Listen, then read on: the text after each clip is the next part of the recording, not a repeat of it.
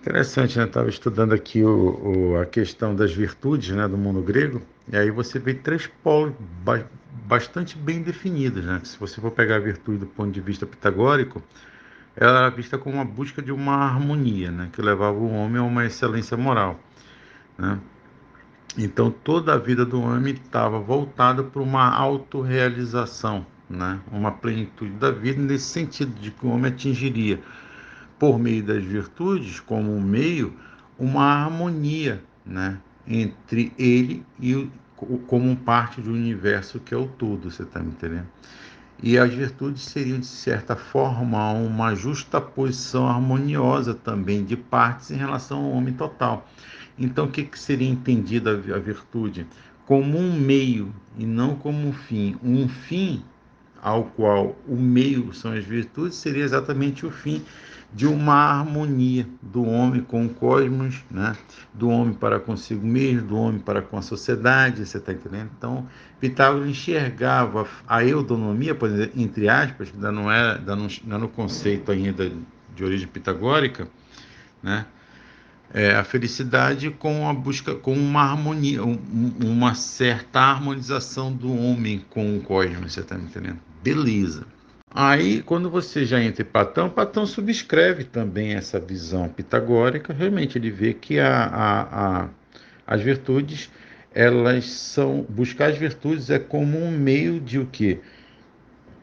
De se atingir a excelência moral. Mas também a novidade foi que ele submeteu a virtude como uma característica essencial atrelada ao conhecimento e à razão. Você está entendendo?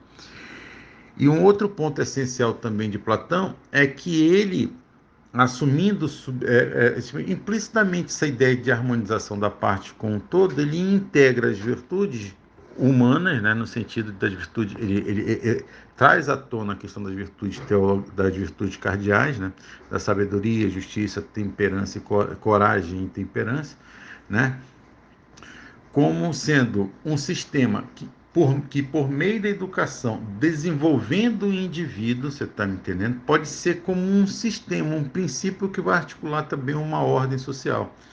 Então, o que sincronizaria o indivíduo com a sociedade seria uma boa educação voltada a uma vida virtuosa, que, sob o ponto de vista, você está me entendendo, da finalidade da autonomia humana, da felicidade humana, né? A virtude seria encarada tanto como um meio quanto como um fim. Você está me entendendo? Beleza. Aí quando você chega em Aristóteles, o que, que ele vai entender como virtude? Virtude é o caminho do meio entre dois opostos viciosos, né? Aí se nós pegarmos aquela ideia do Mário da harmonia, o que, que é a harmonia? A harmonia é uma normal que integra funções subsidiárias e opostas, né? Então, o que, de certa forma, implicitamente, Aristóteles está trazendo para o plano das virtudes, nessa ideia de que a virtude é uma mediana. É exatamente isso. Que se tu fores pegar todas as virtudes humanas, elas são que interseções entre dois caminhos opostos. Então, você tem duas possibilidades de vícios dentro de uma mesma reta, né?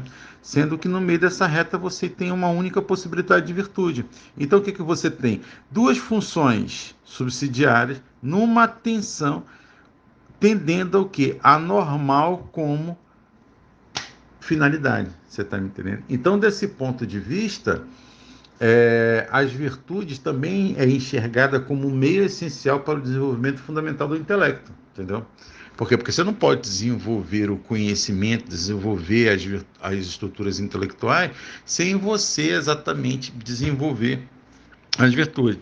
Então, nesse aspecto, Aristóteles também vai definir dois tipos de virtudes, que seriam as virtudes éticas e as dianoéticas. As virtudes éticas seriam as virtudes morais no sentido tanto platônico, no sentido morais, no sentido pitagórico, né?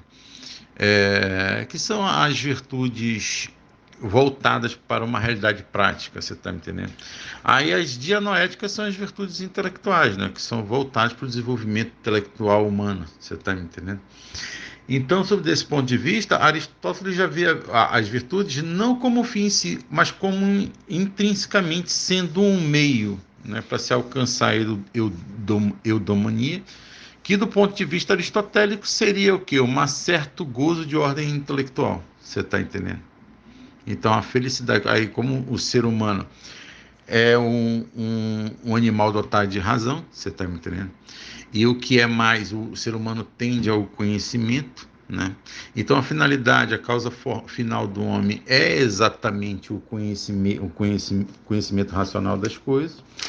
Então, as virtudes éticas estão subordinadas às virtudes dianoéticas. É necessário se desenvolver uma base moral para que o homem tenha a sua potência intelectual desimpedida, e o desenvolvimento dessa potência intelectual desimpedida estruturaria melhor a situação moral, tal como Platão a entendia, você está me entendendo? Porque na medida que você desenvolve moralmente o homem, ele vai ficar intelectualmente superior, né? Mas só que aí numa situação de hierarquia, de finalidade, a felicidade humana não seria exatamente uma vida feliz no sentido puramente ético e moral, não. Para Aristóteles seria exatamente uma felicidade do ponto de vista também, e principalmente dianoético, ou seja, de ordem intelectual, né? Então, o que é interessante ver nesses três pontos de vista sobre a virtude, é que todos eles entendem a virtude como um meio. A virtude é um caminho necessário, você está me entendendo? Para ser atingido do ponto de vista pitagórico, a harmonia do homem com o cosmos, do ponto de vista platônico, a harmonia do homem não com o cosmos, mas com a sociedade, você está me entendendo? E no sentido de uma adequação máxima possível às formas eternas, às ideias perfeitas, você está me entendendo? As ideias pragmáticas, né? E para Aristóteles, já nessa concepção mais prática, né, Aristóteles vê e enxerga a virtude como um meio no qual o homem pode atingir, ou seja, o conhecimento das coisas, né? Compreender perfeitamente como funcionam as estruturas da realidade, né? Tanto do cosmos, né, como da sua própria realidade humana, da realidade social, da realidade divina, você está me entendendo? Num conjunto de leis que estruturam e governam tudo aquilo, você está me entendendo? Então, o que se pode se ressaltar da filosofia grega, do ponto de vista das virtudes, sendo a virtude como um meio a um fim, o que distingue a percepção grega é que o homem, né, a vida, né, das virtudes do homem, visa o quê? Uma harmonia do homem, né, com a realidade do cosmos, no sentido pitagórico cósmico, né? No sentido platônico cósmico e social, você está entendendo? E no sentido aristotélico seria cósmico, social, antropológico e também é um esquema de leis superiores e metafísicas, né, que regulam esse cosmos. E que, de certa maneira, o princípio motor é, de certa forma, Deus, entendeu? Cara, as virtudes são como uma disposição própria da natureza humana. Você está entendendo? Então, vamos supor, o ser humano tem um fim, né? Então, para que ele atinja esse fim, ele precisa de um meio. E essas virtudes habituadas são o meio pelo qual o homem pode atingir seu fim. Você está me entendendo? Então, eu entendo as virtudes dessa forma, né? Então, só que como nós temos uma natureza decaída, né, nós temos o empecilho interno para que nós possamos tender naturalmente a um fim, ou seja, tendo naturalmente, sem esforço, as virtudes que são necessárias para atingir esse mesmo fim, você está entendendo? E aí entra a necessidade das virtudes teologais, né? Porque agora, sem a força sobrenatural de Deus, no sentido de reativar um certo caráter transcendente da vida humana, né? Elevando o ser humano desde uma situação caída natural até a sua situação preternatural e superior, né? Então você entende que o que são as virtudes? A virtude ela é tipo assim, é um certo caráter íntimo da natureza humana, necessário para que essa natureza humana se desenvolva, né? Tem uma definição de São Tomás, ele não vai dizer o oposto que eu estou falando, porque eu estou baseado no que ele está falando, só não estou lembrado exatamente como ele disse, você está entendendo? Mas é mais ou menos isso que eu entendo. Agora, quanto às virtudes, é necessário o quê? Ter a ciência, né? Porque como é, tipo, não é possível você adquirir uma virtude em estado de ignorância dela, você está entendendo? E em ignorância, o homem só desenvolve o quê? Vícios e malícia, né? Agora, a virtude supõe que você tenha pelo menos a compreensão formal da necessidade dela. Né? Quando você tem essa compreensão formal, aí você vai perceber que vai haver um problema, tipo assim, de manifestar esse entendimento dela na realidade, que você vai ver que tem algo que parece que vai contra isso, você está entendendo? Que é exatamente essa corrupção do pecado. Né? É quando você tenta desenvolver pelo conhecimento essa virtude, um meio, tipo, por meio da disciplina, por meio da oração, né? Porque no caso cristão, como nós somos batizados, tipo assim, até o desenvolvimento das virtudes natural requer a ação da graça divina, você está me entendendo? Então, assim, requer um esforço humano divino. Entendeu? O ser humano vai lá, faz a parte dele, pede para Deus, deseja aquilo profundamente, pede para Deus e Deus concede para ele, está entendendo? Ele vai se desenvolvendo. Então, requer, de certa forma, no homem uma certa disciplina, né?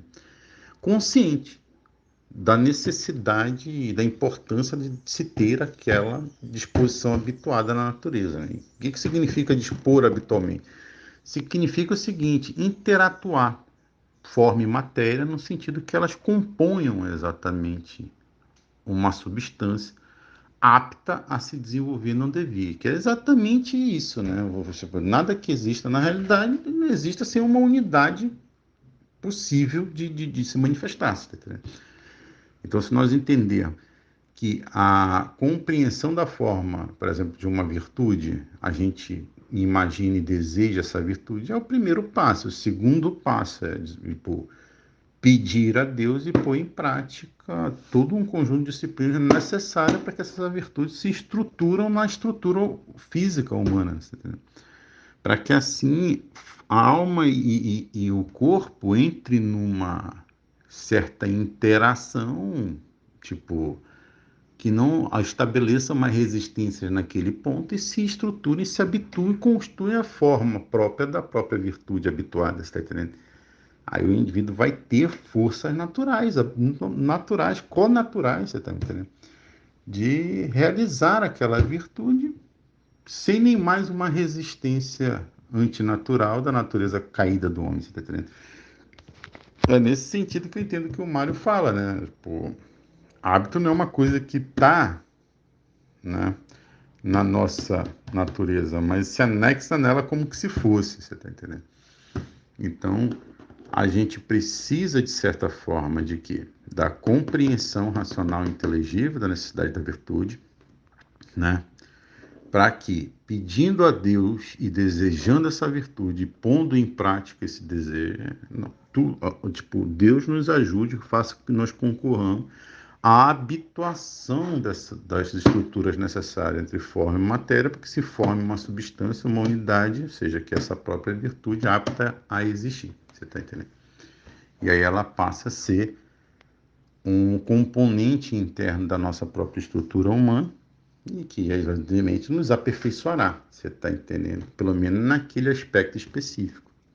Agora, se for olhar para as faculdades humanas, né, qual é a faculdade mais importante exatamente para que se possa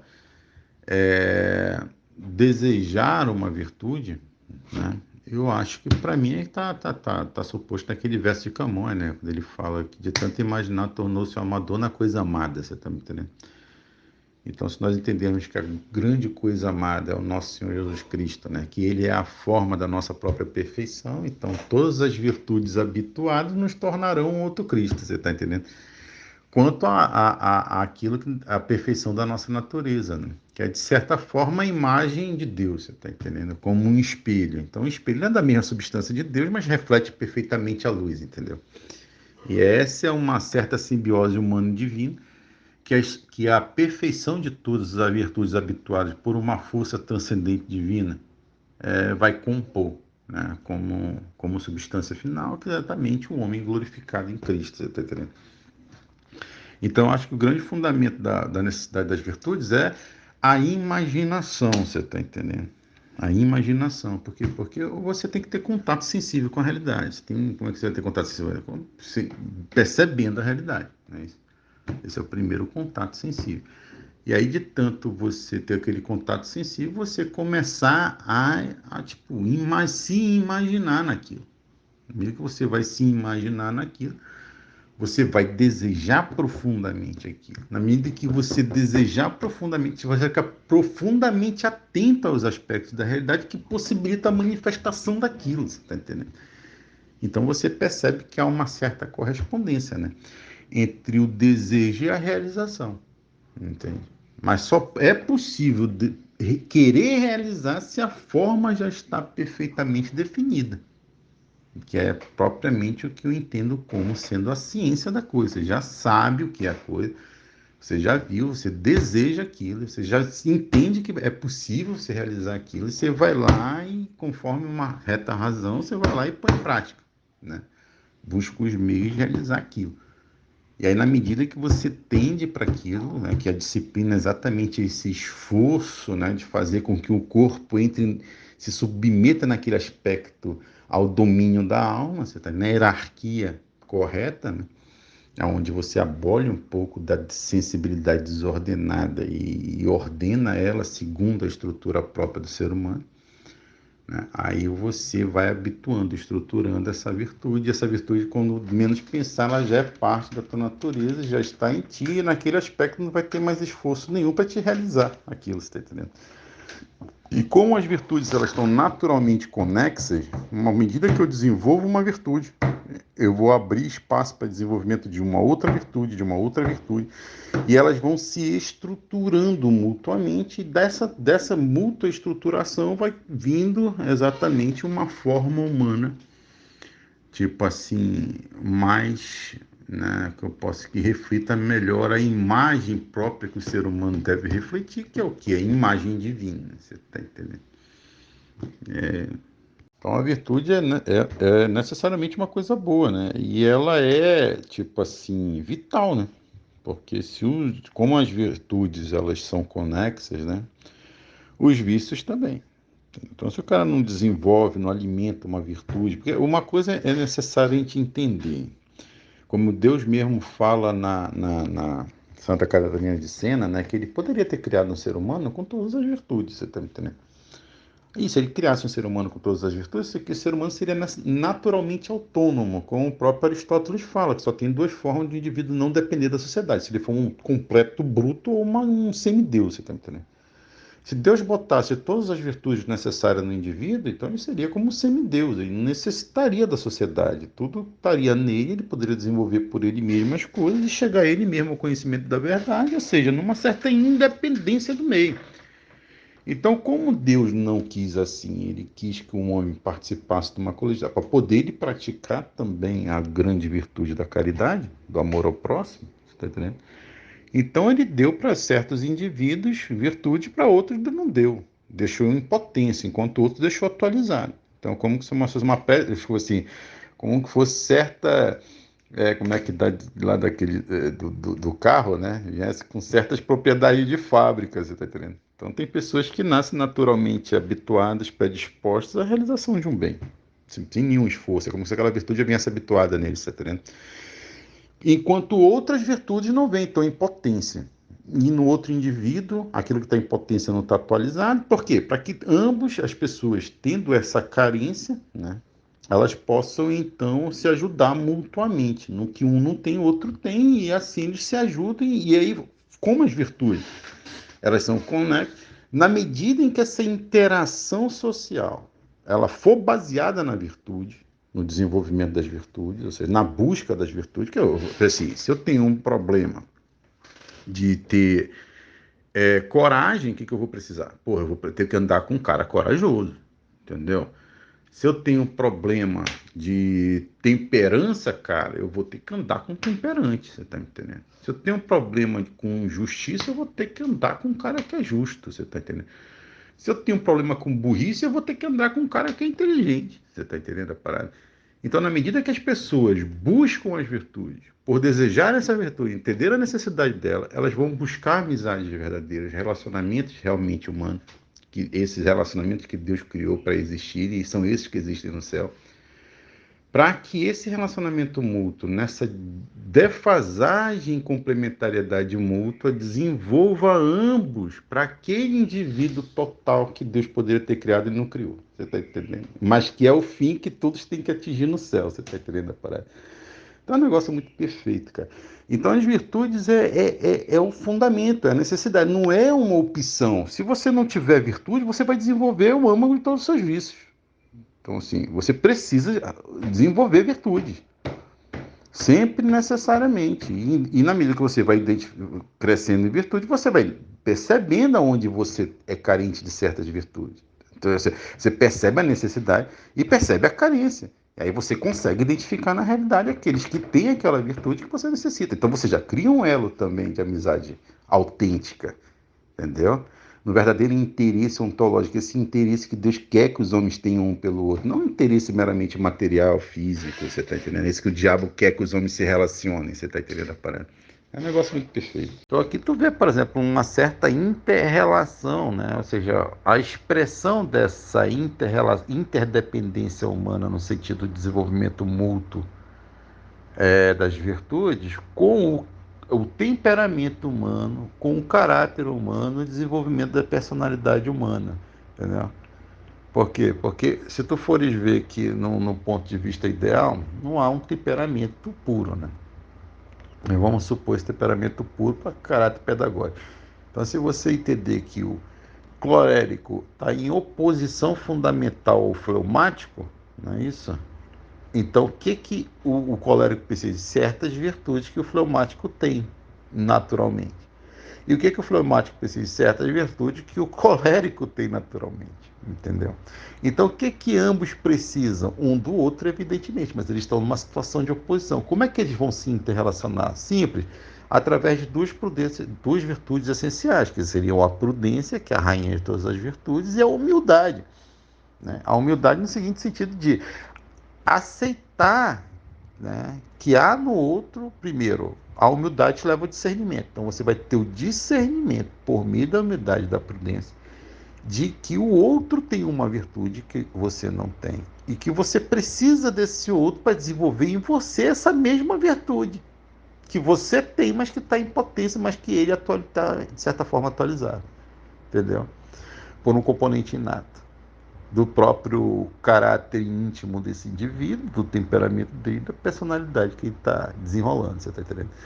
Esse é o jogo. Então, tu vê que, no fundo, as virtudes, elas supõem exatamente uma coletividade humana, de necessidades ontológicas, entendeu? É uma coisa assim, Deus criou um negócio muito amarradinho, cara, entendeu? Agora acontece que de uma vez e outra nascem indivíduos assim, com porra, com uma certa. Deus sempre manda, assim, quando a situação está muito fodida, ele pega, manda ali um indivíduo excepcionalmente bem dotado de muitas virtudes necessárias que está faltando no tempo, entendeu?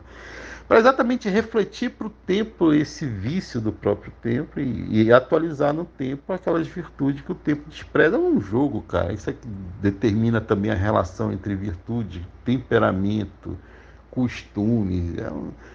Cara, puxa muito tema aí, tá doido. Aí você vê também nesse jogo de defasagem mútua, né, entre virtude e temperamento, né? Você também tem nesse íntimo, quanto à formação da personalidade e a vocação do indivíduo, você está entendendo? Que é assim, se o cara nasce com uma virtude habituada de origem intelectual, ele tende mais naturalmente a sabedoria, com muito mais facilidade, né, do que a maioria. Então ele está vocacionado naturalmente ao quê? Ao ensino.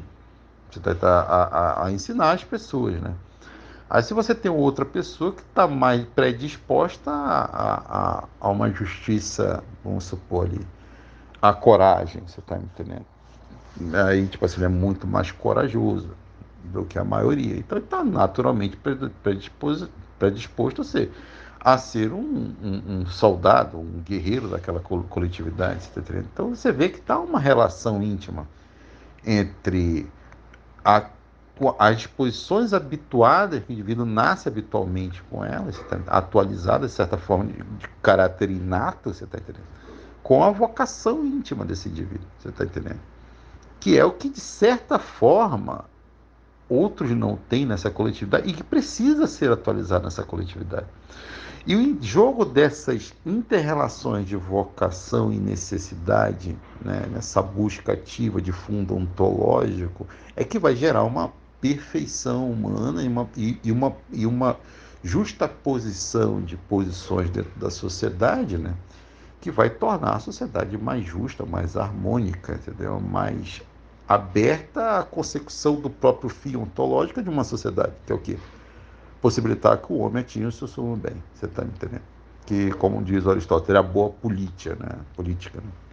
Sem contar que hoje a nossa sociedade ela está armada a confundir virtudes com virtudes no sentido espiritual, desenvolvimento moral e intelectual, né? Segundo a finalidade humana, com uma certa capacidade física, ou seja, indivíduos que têm habilidades extraordinárias de ordem física. Então isso daí é confundido como virtude, entendeu?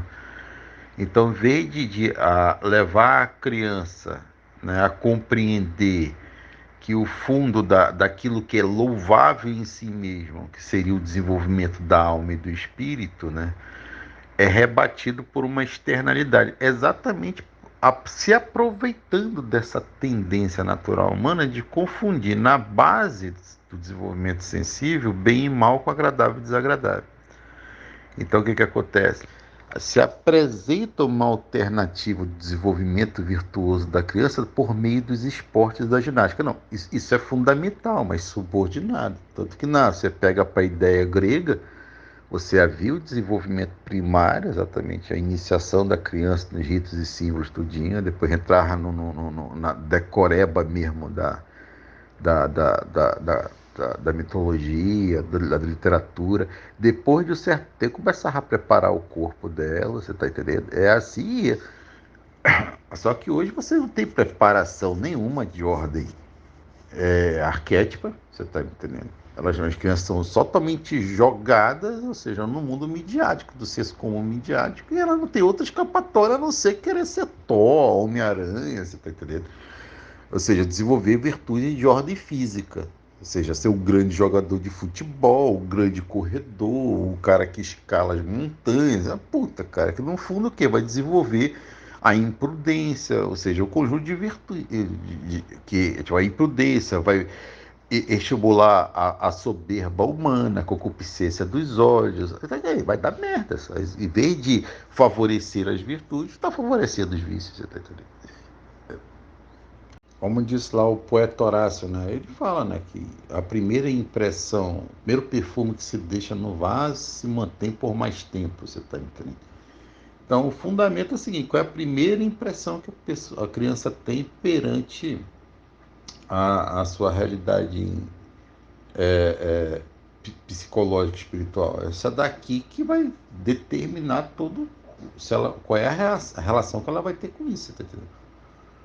O que me assegurou muito, eu me lembro que eu era moleque, olha, eu me lembro até hoje, eu não me lembro de muita coisa da minha infância, mas eu me lembro disso perfeitamente, estava no pré-escolar e ia uma feira lá, ela até de branco e tal, botava uns quadros lá e botava os desenhos, contava história pra gente com os desenhozinhos, né? Porra, cara, aquilo atraía minha atenção assim como um imã. E eu ficava a semana toda esperando a freira ir lá. Toda semana tinha uma historinha bíblica. Aquilo ali era porra. Eu me lembro semana a semana que ela falou. Então aquela impressão foi fundamental. Aquela feira ali salvou a minha perspectiva. Porque se ela não tivesse me dado isso, eu teria entrado no outro esquema. Você tá me entendendo, parada? Então por isso que é muito importante para a criança é fazer com que ela tenha um agradável contato com com essa possibilidade marginal dela, para que, tipo assim, isso não, de certa forma não corrompa depois o processo, quando queira se desenvolver mais a estrutura psicológica, psíquica, espiritual delas, tá entendendo? Aí, aí se fosse influência familiar, pô, eu digo que foi a feira que salvou minha vida, cara. Foi influência familiar, pô. Meu pai, uma vez, eu tava lendo. Aí meu pai falou, por que tu tá lendo? Tu quer ser viado? Aí eu falei, porra, tá entendendo a parada? Meu pai falando, dando uma má impressão pra mim a respeito da lei. Sorte que naquela hora eu tinha a firme impressão disso da freira na minha cabeça e aquilo, tipo, as palavras do meu pai tiveram efeito nenhum. Ela como se fosse um bloqueio, ela criou um bloqueio que o meu pai não me influenciou. Tu já pensou se eu não tivesse sido da feira e meu pai tivesse falado aquilo, se eu tivesse pego um nível aleatório sem querer? Cara, hoje eu era um maconheiro, sei lá, bicho, eu tava fazendo mal pra alguém, destruindo alguém, você tá entendendo? Essa era a lógica. E essa influência desagregadora da cultura, que aí é geral, tipo, eu acho que foi um acidente que aconteceu, se foi Deus que me ajudou, você tá entendendo? Assim como eu tinha outras histórias também do professor, tem que ficar na cama, entendeu? É assim que acontece. No Brasil, assim, se alguém tem uma tendência de querer consciente, de ter que desenvolver isso, porque sabe da finalidade mais ampla, né? É um acidente, chega a ser quase um milagre, você está entendendo? Porque a tendência natural do Brasil é o seguinte: as pessoas, até numa idade que já deviam ter uma compreensão intelectual mais aprofundada, já no plano da razão, saindo da esquemática da própria estruturação do logos, da inteligência, já chegando na estruturação da razão, no terceiro nível, né? Elas ainda estão presas na raiz sensível. E aí muitas vezes elas olham assim, mas para que eu estou lendo isso daqui? Para que eu estou estudando isso aqui? Qual é a importância disso daqui? Aí só que ela não vê contradição nenhuma em questionar o porquê eu tenho que estudar, mas ao mesmo tempo, cara, assim, gostar de ir pra festa, pro futebol, pra praça, entendeu? Assim, a pessoa tá totalmente alienada, pô, ela não entendeu nada da vida, entendeu? Apesar de ter um contato aqui e acolá com a vida intelectual, entendeu? Mas ela não atualizou isso na cabeça. Por quê? Por causa desse problema. Que ela ainda não entendeu que a base da categoria dela ainda está baseada, ou seja, do bem e do mal, está baseado na raiz sensível, do agradável e desagradável. Enquanto ela não inverter esses polos, olha, cara, é o seguinte: a coisa pode ser agradável, mas pode ser mal. Entendeu? A coisa pode ser desagradável, mas pode ser boa. E se ela não entender que esse terrível esforço que tem que se fazer de ter que ficar tempo lendo livro, fazendo aquilo, é uma coisa boa, e que às vezes ir para uma praça, perder tempo, enquanto poderia estar compreendendo uma coisa melhor, apesar de ser agradável, é uma coisa intrinsecamente ruim, nunca vai amadurecer. O Brasil, assim, é uma porra, cara, é raro assim. No Brasil, você vê muitas pessoas, assim, com 50, 60 anos de idade, totalmente imatura, pô. Assim, parece criança, tola, assim, é um negócio terrível.